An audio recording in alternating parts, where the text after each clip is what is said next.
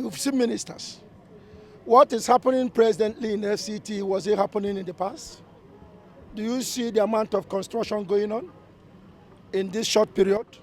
That is what I want. I don't care about where that minister comes from. I don't care the political party that minister belongs to. What we want in Abuja is development.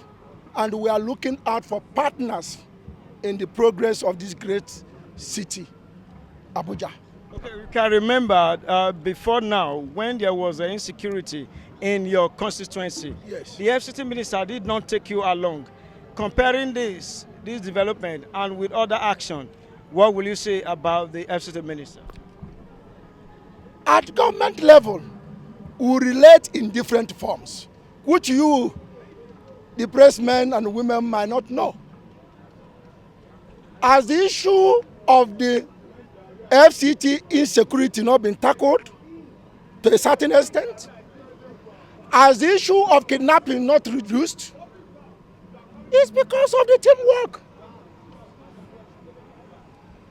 And there is a saying, my people say that what people are looking in the pot of soup is the particles of the fish underneath.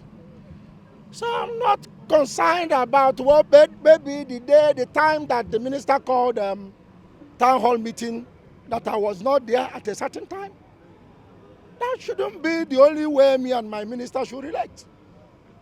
You have seen me in several occasions where there is flag off. I cannot go to where there is flag off without the invitation of my minister.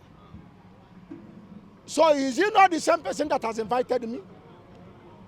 So people are trying to find issues where it does not exist. Okay. I have a good working relationship with the minister of FCT, and we will be working together till the end. When politics come, we play politics. This is not time for politics, it's time for governance.